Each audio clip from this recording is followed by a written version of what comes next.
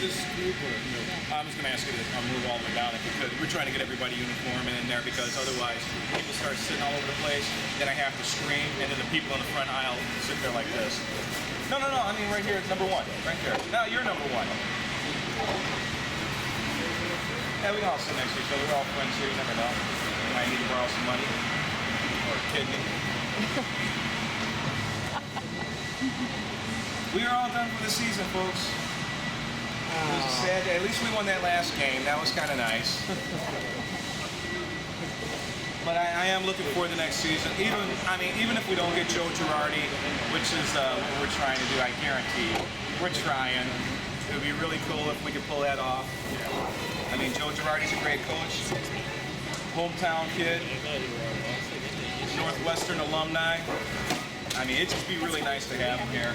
Plus, I think he can do a lot with this young talent we have. Yeah. But we'll see. It's either him or, well, who knows?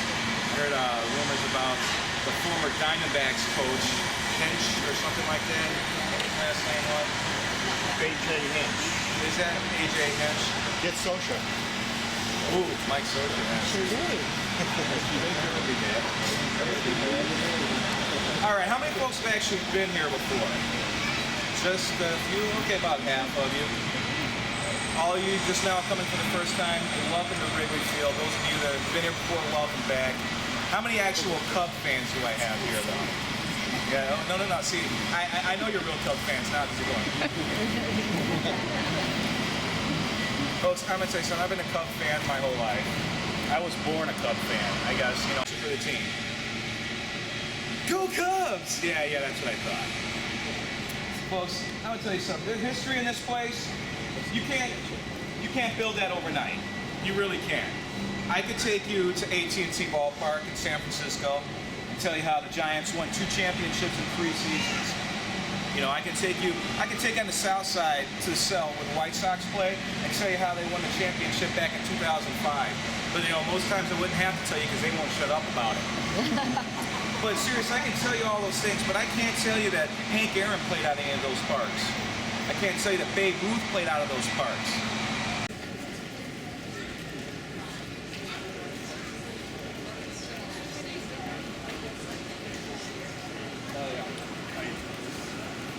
If I was a fan, never. Oh, no, never. You don't need to have those stadiums.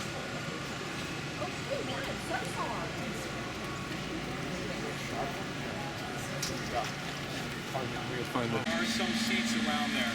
I remember when I was a little kid, it was my first game by myself that my parents let me go to. They taught me how to get here on the red line, train just a block away. And I was 13. We were playing the Cardinals. My old man was like, you know what, you're not going to find tickets. We're playing the Cardinals, which is an arch rival of ours. And I said, I'm going to go try anyway, Dad. So I took the train here, got up to the window, had my money that I saved for my allowance, and cutting lawns and selling candy and stuff like that. Typical kid stuff. I get to the window and they're like, kid, you're lucky we have a couple of tickets left. You want bleachers or do you want the stands? It was like 90-some degrees that day. I didn't want to sit out in the sun in the bleachers because it's really hot out here. So I said, I'll take the stands. Get to my seat, obstructed view. I sat like this the bulk of the game, and then finally an usher saw me keep looking behind this post, and he just said, come here, kid. And he took me down like right on the first baseline right here, not too far from the bullpen for the visiting team. When I get home that night, and my dad goes, so did you get to see Harry? I said, what are you talking about? Harry Carey, he was broadcasting from the bleachers. I was like, wah, wah. That was so cool that Harry used to do that sometimes. He would broadcast right from his windows out there. That was just a blast to watch him doing that. Harry Carey is quite a character. I'm sure you've heard of him. You see, we have a caricature of him behind me in the press box area. But believe me, I'll talk about Harry when we get a little bit closer to that area. Folks, this is the bleachers. Like I said before, we didn't have anything in this outfield area when we first built the park so long ago. As a matter of fact, to symbolize what a home run would be, we would have people hold a rope and stand out here in the outfield.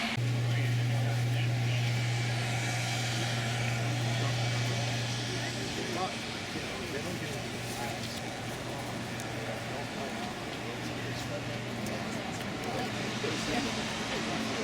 To raise revenue.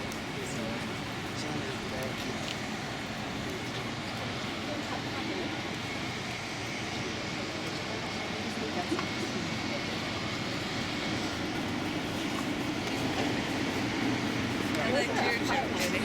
Yeah. So I wonder if it's like, okay, you guys can sell the, Yeah. Well, I'm sure they all get money for it. right, They all get a cut. if you I let us don't want- have night games. I don't want lights for night games, but I'll take seats on the rooftop.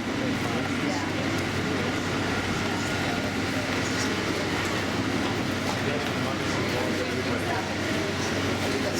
Everybody's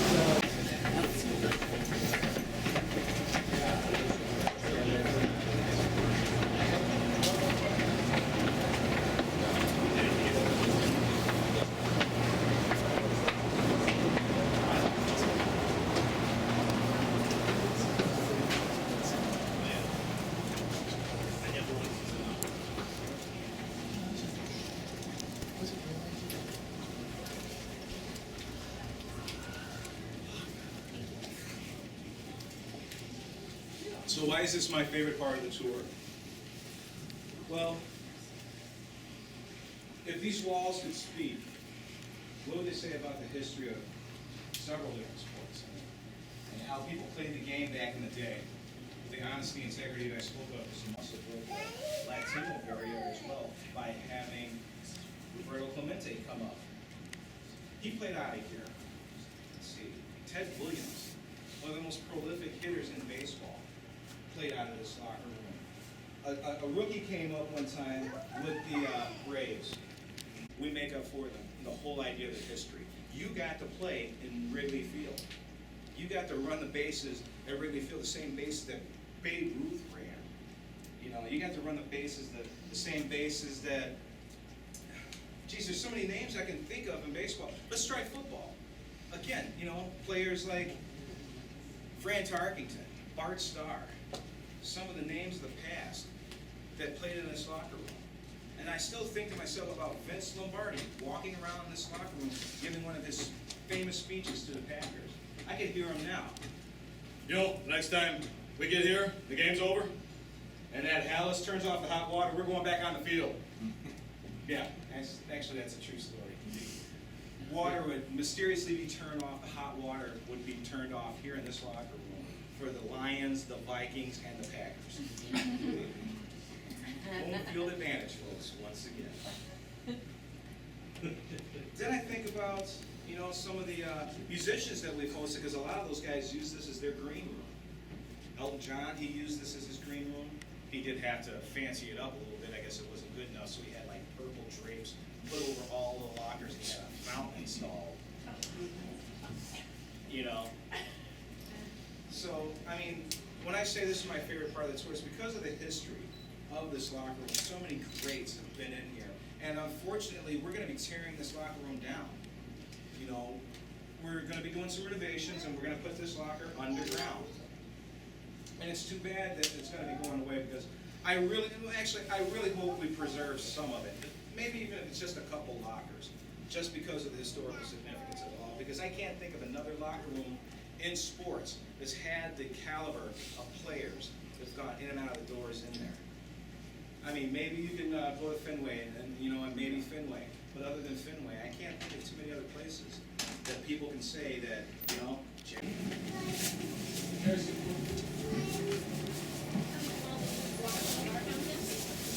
It is really warm in here. I'm gonna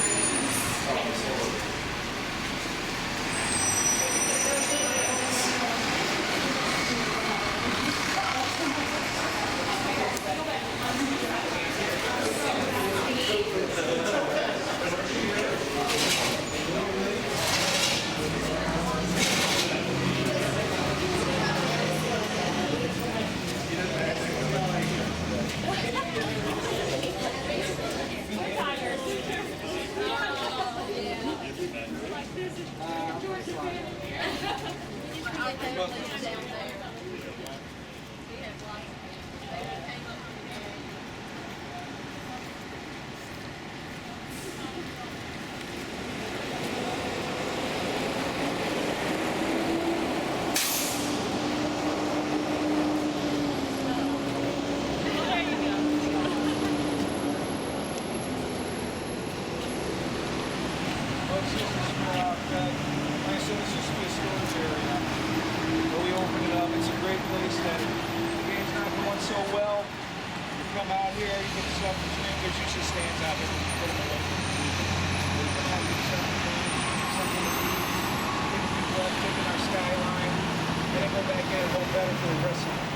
Wrigley Jr, a Oregon player, this guy has like 2,200 games in a row under his belt, so he really knows his job. My favorite song he does when he goes over his batting.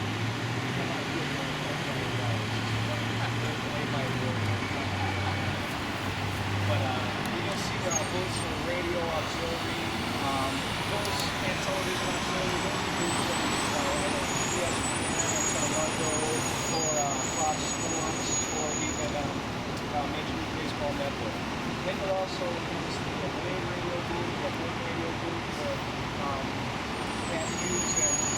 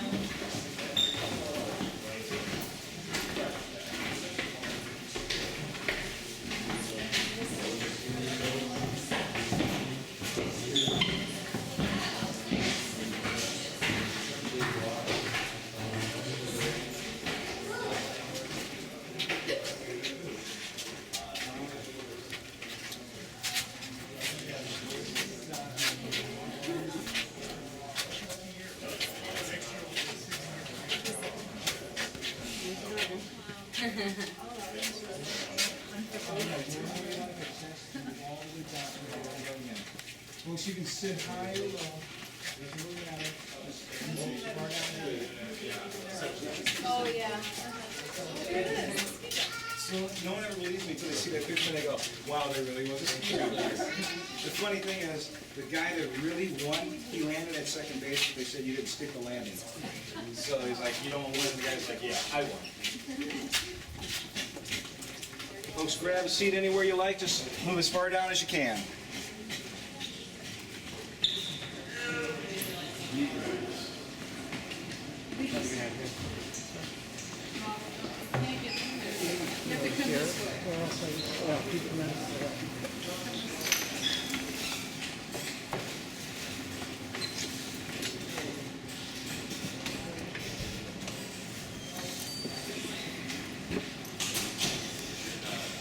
This is the press box, folks. 65 members of the working media do their job out of here 81 times a season. Actually, the best seat in the house is where this kid's sitting right there. That's the official scoreboard seat. You can see all the way over the left field corner, all the way over the right field corner. You can see everything that happens on the field. Now, a little bit's going to be heading down after this. We'll be heading down to the field itself. All we ask is that you, when we get down there, please don't pick the grass. Let's see any places we found it. So don't pick the grass. Don't pick up any of the dirt. It's actually crushed brick. But don't pick up any of the crushed brick. And please don't, well, drop off any of your loved ones that you may have cremated in your first or something. So we tried to do that earlier this year, I guess. So, and she actually had a bag and started dumping, and they were like, ma'am, you can't do that. First off, you need a license, I guess, to dispose of ashes and stuff like that. So, makes sense. Now, if you're going to sneak out with it, put it in your pockets, put it in your pocket. So, what are you doing? That would be a good time to take our pictures. We're sitting. The city started noticing it too, and the city said, yeah, your building's not built to take that kind of pressure on the roof. You really need to stop that. So some of the bar owners in the area came up with an idea. They're like, you know, we should buy or lease those rooftops, build them up, reinforce them, put some bleachers on top, and charge people to watch the games. Great idea. In fact, the Cubs thought it was a great idea too. They went up and said, hey, that's a great idea. They said, thank you. And at which point we said, hey, you're stealing our product, you know. They said, oh, these things? No, it just so happens every time we have a party, you guys start having games. So, 7 years about force, back and forth. They were suing us and them. And ultimately in 2004, we got tired of it. So what we did was, you know, sometimes at the beginning of the season, it's pretty cold. Like earlier this year, it was really cold at the start of the season. It was in the 30s, one of the games I came here for. And during the late half of the season, late September, it can get pretty chilly at this park. Some of you, no, you really can't see because of the fog, but you can see Lake Michigan from here. That breeze coming off the lake sometimes will chill you right to the bone, folks. So to protect our fans, our paying customers, we erected these wind screens that went from the top of the park all the way over to the scoreboard on both sides. And it kept everyone nice and warm and toasty. Oh, it also blocked the view of everybody that was trying to see the game outside the park. At that point, that's when the rooftop owners decided to play ball. We started a 20-year contract with them in 2004, and our stipulations are that you cannot sell game or tickets the day of the game, and we won't block your view in the next 20 seasons. 2024 is the end of that contract. After that, who knows what will happen. Space, Cicero, Rosemont, Tinley Park popped up once and said, we'll give you, or I think it was Cicero's mayor that said, we'll give you 250 acres of land for free. Just come and build your park here. I'll tell you something, folks. Tom Ricketts, our president and CEO of the team, he met his wife in the bleachers here. This park's not going to. It was here when I was born. It'll be here when I'm gone. I can assure you that, 99.9%. This is Wrigley Field, folks. It's an incredible park. Had some incredible announcers working out over the years, and not so good people over the years. I got to tell you, one of the worst I ever heard was Ditka. Then Ozzy came along. And Ozzy was the worst I ever heard. Then Bobby Hull came in. And I gotta tell you something, folks. Bobby Hull was a favorite of mine as a hockey player, but singing the Subdivision Stretch, not so much. It was so bad that Gary Cressy, our organist, was like playing. I can't help this guy. Bobby Hull should have never seen it. Some of the best I've heard, I would have to say Eddie Vedder from Pearl Jam was really good. Vince Vaughn, the actor, I love his version. But the best, and you're going to be surprised, the best I've ever heard to this day has got to be John Lovitz. John Lovitz is an SNL alumni, Saturday Night Live alumni, an actor and comedian. And I'm telling you, Google it, folks. He was so much fun to hear sing a song. I wish you could tape him and play him every game. That's how good he was. I can't tell you why it just appealed to me so much. It was just really good the way he did it. Everybody got into it too. So much more so than when Ozzy did it. When Ozzy did it, the players from the dugouts were standing up and looking out of the dugout like that. You know, they were like, who's strangling an entire bag of cats? But when John Lovitz did it, you look around the crowd and everybody's like, yeah, this is, you know, this John Lovitz is pretty good. So, yeah, it's tough.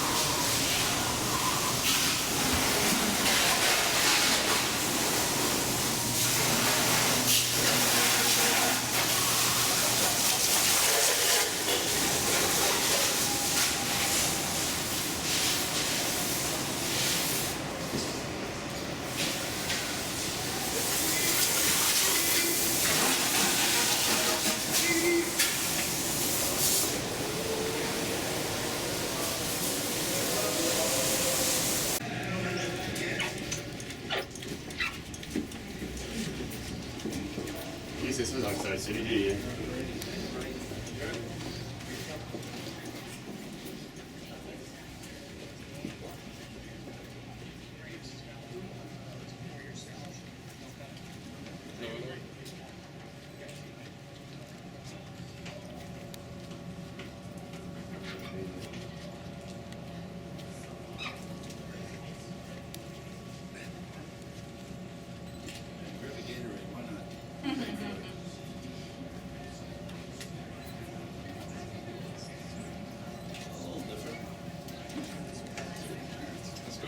I'm doing all right. How you doing? Sandwich in there too. Look at that. can come all the way Right? Two of them in there.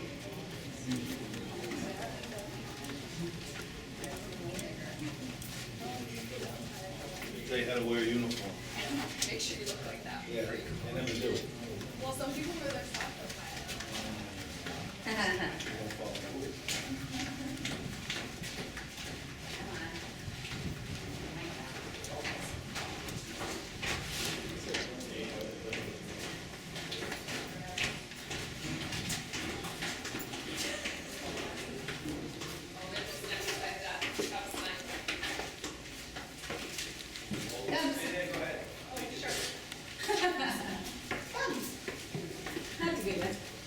In the bowels. Let me know if you're going to want pictures. I'm going to get your open together.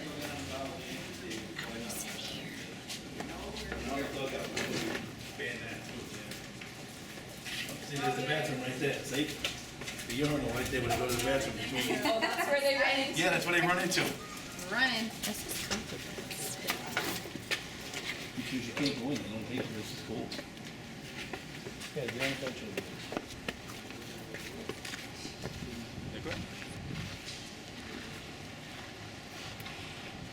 Like Mark said, let me know if you guys anyone wants pictures to get your whole group together. So unless you want to do something, either in the dugout or out here.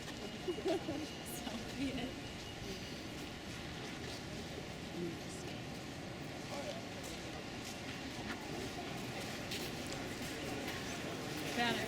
Found it. Get up there. Load up there.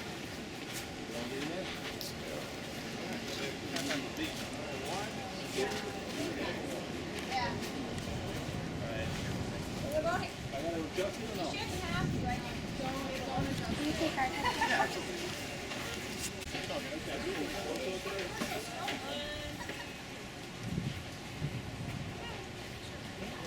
right, 1, 2, 3.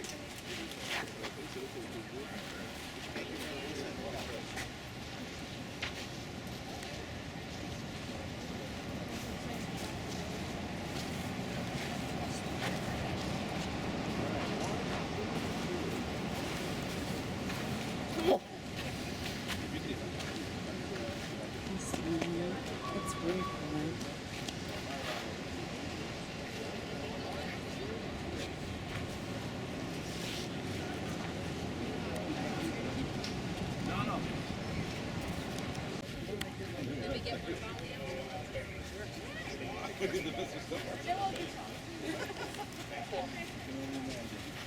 Yeah, there's no voice box in the radio.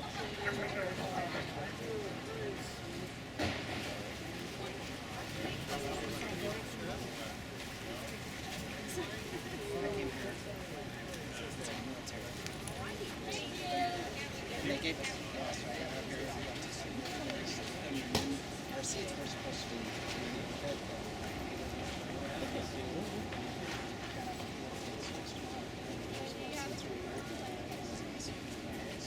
People tell me all the time how close our seats are to home plate. I've been to about 5 of the stadiums now. I think that's true.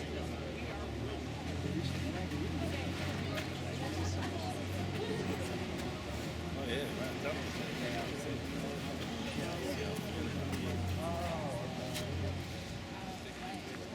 Just a few more moments, folks, and then we're going to have we could get it.